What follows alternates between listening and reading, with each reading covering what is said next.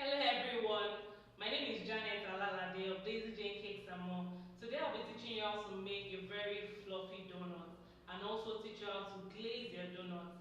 Thank you, stay tuned and watch as we make our donuts. Thank you. We'll be needing 500 grams of flour. I have my flour already sieved here. We need 80 grams of sugar and we need 1 large egg. We need 50 grams of butter. You can decide to use any brand of butter, Topper, or make sure that it's a good brand. We need 1 tablespoon of yeast, and then a pinch of salt. I just put little here. And for my glazing, I have my caramel popcorn, I have my tropical fruits, I have my sprinkles, I have my cherry, this is the green cherry, I have the red one, the red cherry, and sorry, I have the milk for the donut also. And for my glazing, I'll have a bar of chocolate. We'll be melting that to glaze our donut. I have my measuring spoon and I have my measuring cup. I have just one here because I'll be using it just for the warm water. And for frying, of course, you need your vegetable oil for frying. And I have a small rolling pin. Depending on how quick you can mold your donuts. For some people, they like to roll and cut a circle and then make the rings with this cutter. I also have my dusted tray to prove the donuts when we are done mixing. Alright, so let's have fun. Let's get started. We're going to start mixing our donuts. First, I have a clean dry bowl. You get a clean dry bowl. And like I already said earlier, my flour is sieved. So I'll pour my flour into the bowl. And then I had my sugar. Basically, I'm going to be adding all my dry ingredients together. A pinch of salt. And then 1 tablespoon of yeast. Please make sure when you buy your yeast, it's not exposed to the hair so that it doesn't drop the activeness of the yeast. And if you would like to prove your yeast, you could boil water, warm water, pour your yeast into the water. If it bubbles, then the yeast is active. And if it doesn't, then there's something wrong with the yeast. But most importantly, just make sure you get a good brand of yeast. You can buy the ones in sachet, 50 grams, and use it, and you can buy the one that is measured in the market. Okay, so all of the dry ingredients are here, so I'm going to mix together. So let's have fun. Okay, so now this is properly mixed. I'll be adding in my egg. You can decide to whisk, and you can decide to just pour it in.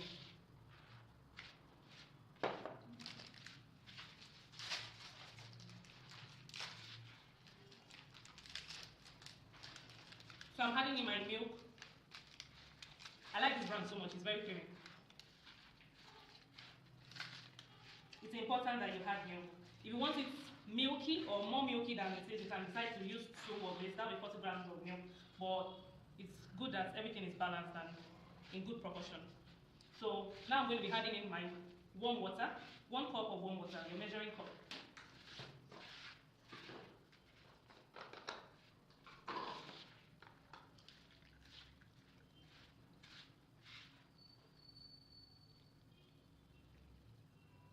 So you make sure you mold it together.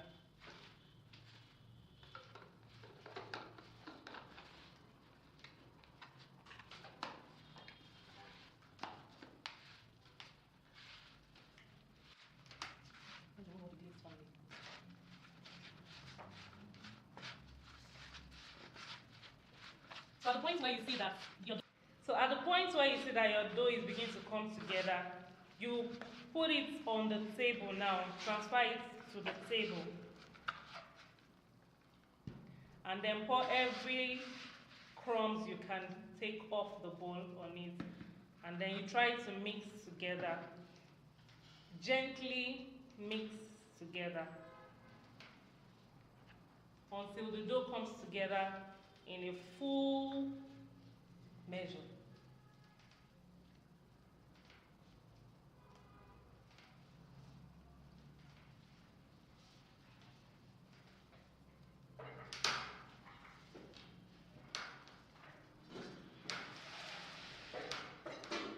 Has come together, we'll be adding our butter on the dough. I prefer to add my butter last because it gives me a particular feel that I want. But But if you have a mixer, you could mix all ingredients together, and once it comes together as a dough, then you begin to knead on your table. So I'll be folding in the dough and also kneading, working in my butter until I get the tenderness that I want. I hope you can see that. And if you notice, I didn't dust my table with flour because I don't want my donuts to come out crusty. So I've not dusted my table with flour yet. I'm working the butter because the butter is also oily and will help the dough slide on the table. So let's do this.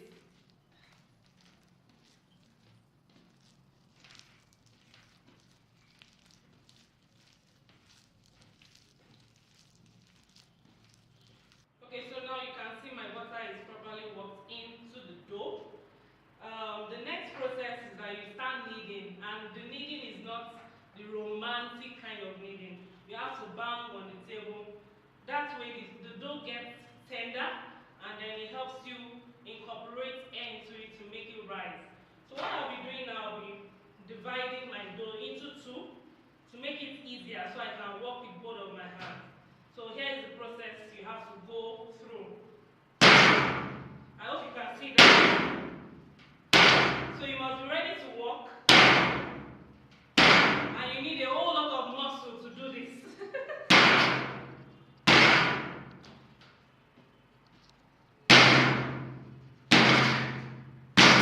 So one more thing, you need a very strong table. So like my table is shifting, you can see, but you need a strong table so that when you are banging your dough, your table does not have to move along with your dough. So you do this until the dough becomes very tender.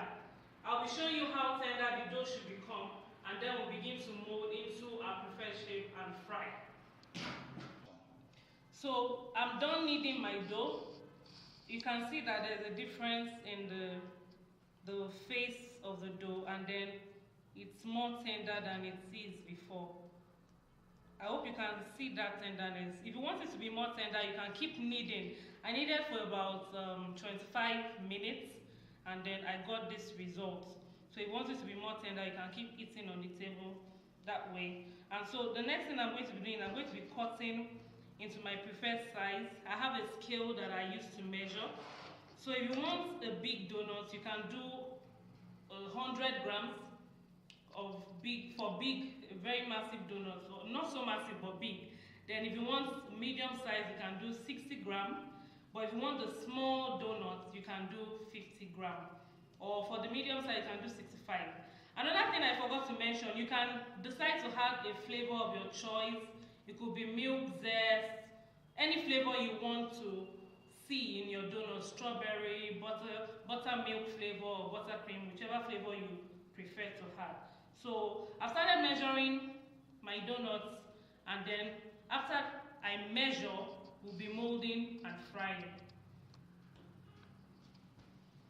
Okay, so I've cut my doughs into my preferred sizes. I have 10 of this, which is 100 grams. I'm going to be doing 5 rings and 5 whole donuts. So for my ring, this is the cutter that I have. This is the smallest, the medium, and the large. So if you want to mold it round, you can just start. You can decide to use the table, and you can decide to use your palm.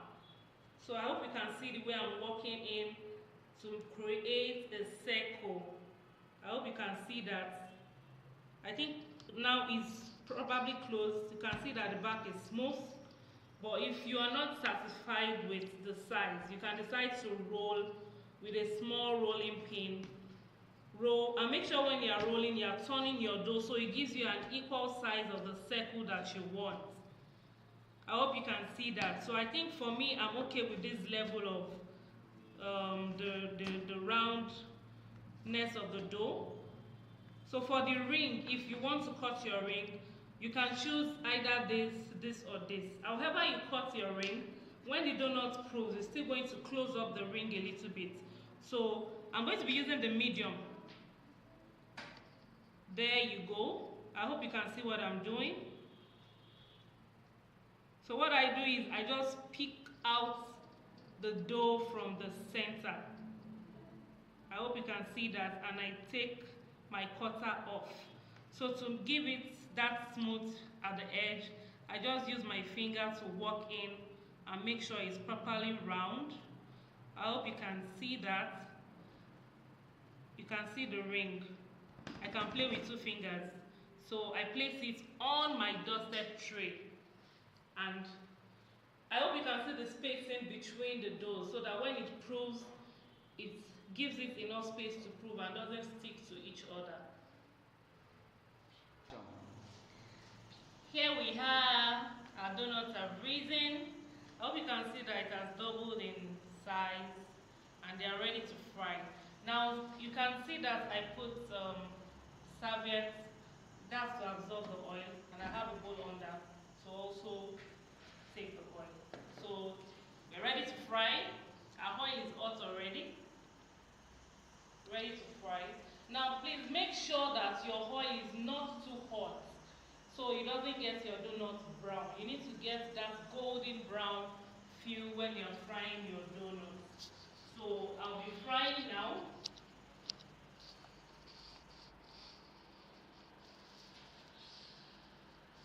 And you lift up your donut gently.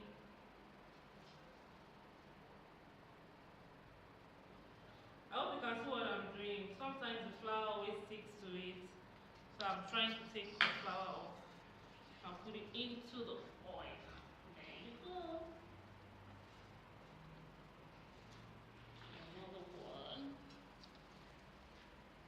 One more should be able to go into that. Yeah.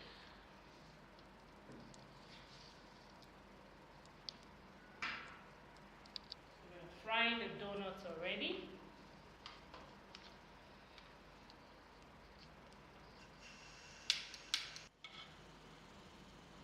Okay, I hope you can see that the donut is having the golden brown feel already because my oil is hot. And then another thing is that if you can see the heat underneath the oil is like the lowest minimal heat.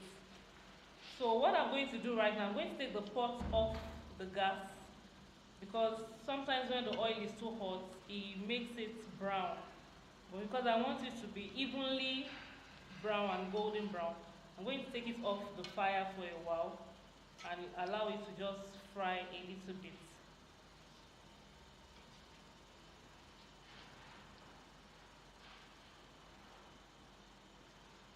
I hope you can see that brownish, it's taking that brown shape already. So I'll leave it to set on my table while I turn.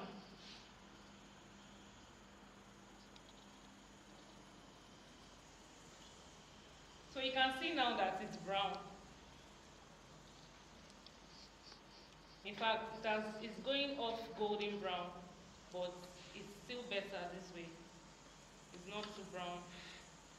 You have to make sure. Oh, can you see that? It's all good. I can't wait to. Can you see all fried, properly fried? I'm just going to put this in my mouth.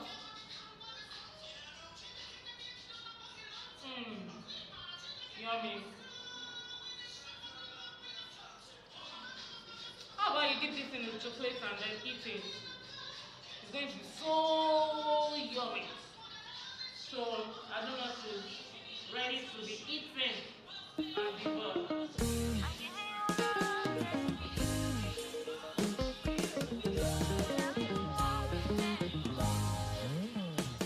It's like you don't even know your body is so fine.